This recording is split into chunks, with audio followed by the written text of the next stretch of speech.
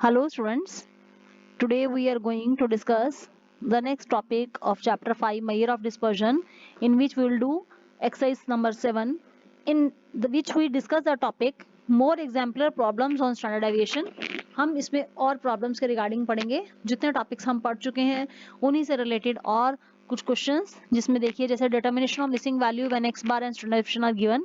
अगर हमें कोई मिसिंग वैल्यू निकालनी है जब हमें एक्स बार और स्टैंडर्ड डेविएशन दिया हो। देखिए हम क्वेश्चन नंबर 35 से लेकर चलते हैं।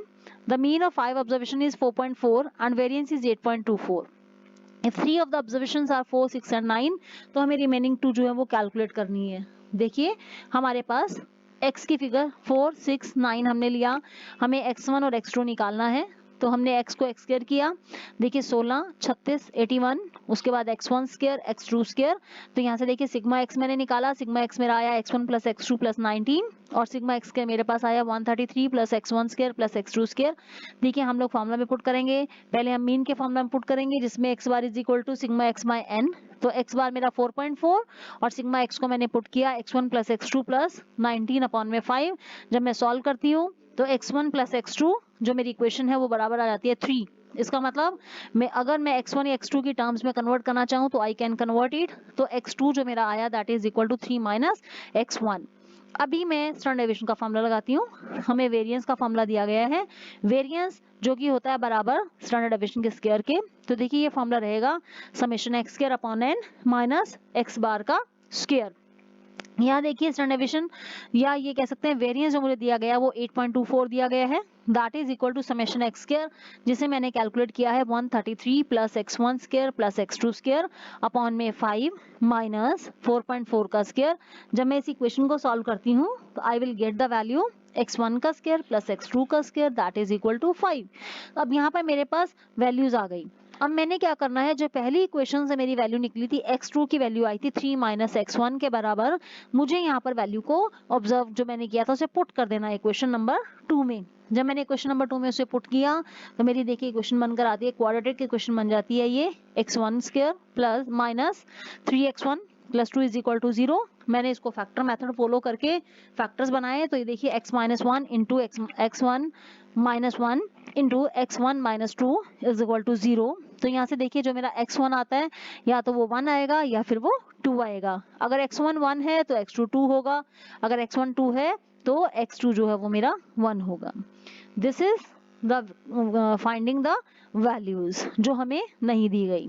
Then construction of original frequency table when x bar and standard deviation are given.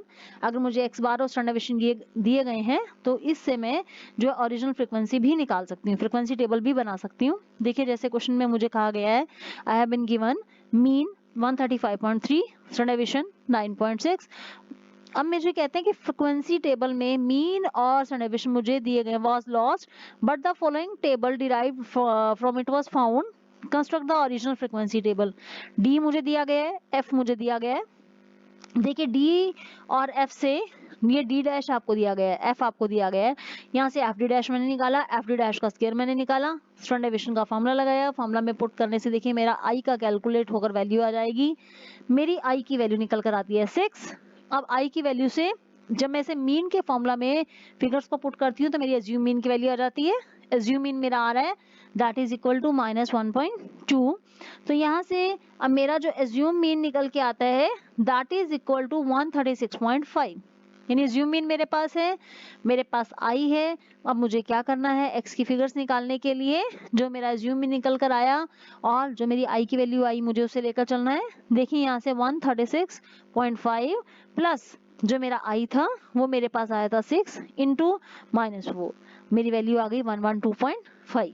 अब मैं पुट करती हूँ डी की वैल्यू को -3, जब -3 पुट करती हूँ तो एज्यूम वैल्यू मेरी 136.5 प्लस माइनस में 2 माइनस में 3, तो मैंने उसको मल्टीप्लाई किया 6 से।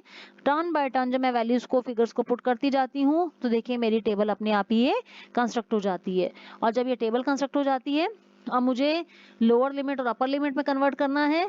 तो देखिए जैसे मेरा जो वैल्यू थी वो आई की वैल्यू थी 6 का हाफ करेंगे, 6 का हाफ करके आएगा 3, लोअर लिमिट के लिए 3 को माइनस करते जाएंगे और अपर लिमिट के लिए 3 को ऐड करते जाएंगे। जैसे 112.5 में मुझे 6 का हाफ यानी 3 माइनस करती हूँ तो लोअर लिमिट आ जाती है 109.5, और अगर मैं उसमें ऐड करती हूँ तो 115.5 मेरी ये अपर लिमिट आ जाती है। तो इस तरीके से मेरी ये ओरिजिनल फ्रिक्वेंसी टेबल जो है तैयार हो जाती है। इसी तरीके से क्लास क्वेश्चन इसमें हम कर रहे हैं collar manufacturing problem illustration number 37, जिसमें आपसे कह रहे हैं collar manufacture is considering the production of a new style of collar, जो उसे बनाने हैं for the young man. The following statistics of neck circumference are available to measurement of typical group of college students. Compute standard deviation and the criterion x bar plus minus 3 standard deviation to determine the largest and smallest sizes of collars he shall make in order to meet the needs of the practically all his customers, bearing in mind the collars are worn on average 3/4 inch larger than the neck size। देखिए mid point दिया गया table में, मुझे frequency दी गई है और अब मुझे फिगर्स लेनी है।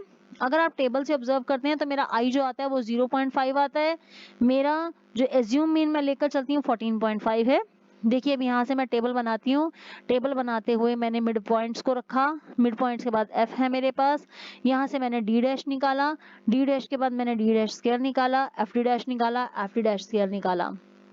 इसके बाद जो मैं करती हूँ यहाँ से मेरी सब फिगर्स अवेलेबल हैं, एक्स बार मैं निकालती हूँ, एक्स बार के लिए मेरी फिगर आ जाती है, फॉर्मूला लग जाता है, आई will get the answer 14.232 inches. फिर मैं स्टैंडर्ड डेविएशन निकालती हूँ, स्टैंडर्ड डेविएशन के लिए फिर मैं फॉर्मूला पुट करती हूँ जिसमें under root summation F D dash का स्क्वायर जो है 544 अपॉन में एन जो है 231 minus summation F D dash जो है मेरा 124 अपॉन में 231 इसका स्क्वायर, और इस सारे का अंडर रूट इंटू 0.5 जो मेरा आई था, और जब मैं इसे सॉल्व करती हूँ I get the answer 0.719।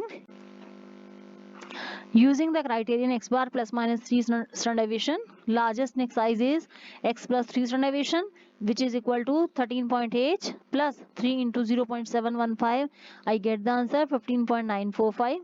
Smallest neck size जब मैं निकालती हूँ वो आ जाती है फिगर 11.655।